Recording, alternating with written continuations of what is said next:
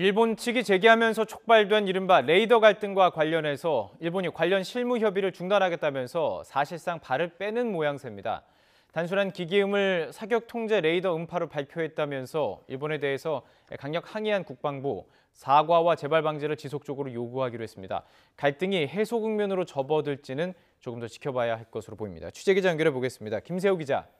네, 국방부입니다. 자, 일본이 어제 사격 통제 레이더를 조준한 객관적인 증거라면서 우리에게 뭔가 제시한 게 있습니다. 우리 국방부 반응 어떻습니까?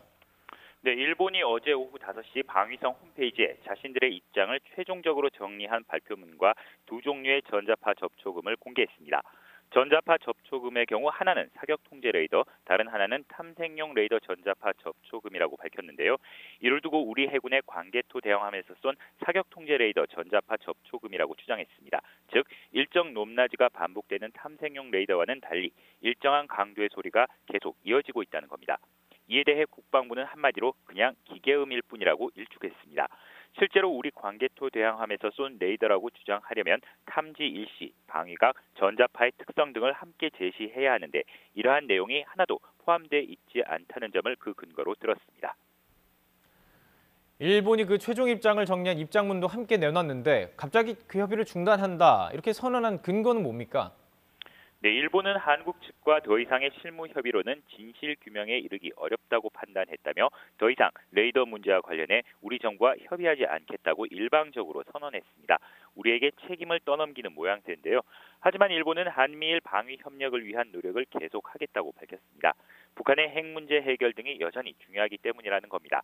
특히 눈여겨봐야 할 부분이 이번 입장문 발표에서 일본이 최종이라는 용어를 쓴 부분인데요. 더 이상 레이더 문제를 추가로 거론하지 않을 것임을 내비치는 것으로 분석됩니다.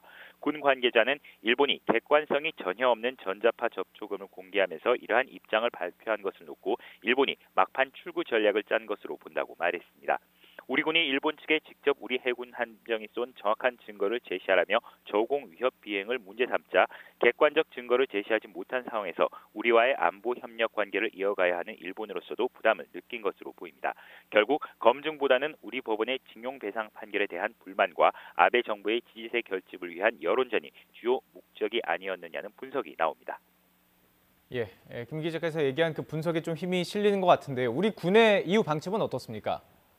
네, 우리 군은 이번 사안의 본질은 인도적 구조 활동을 진행하던 우리 해군 함정에 대한 일본 초계기의 저공 위협 비행이라고 거듭 강조했습니다. 그러면서 일본의 이러한 행태에 대한 사과와 재발 방지를 지속적으로 촉구해 나가기로 했습니다. 다만 한일 안보 협력 강화를 위한 노력은 이어갈 것이라며 갈등 해결을 위한 여지는 어느 정도 남겨뒀습니다.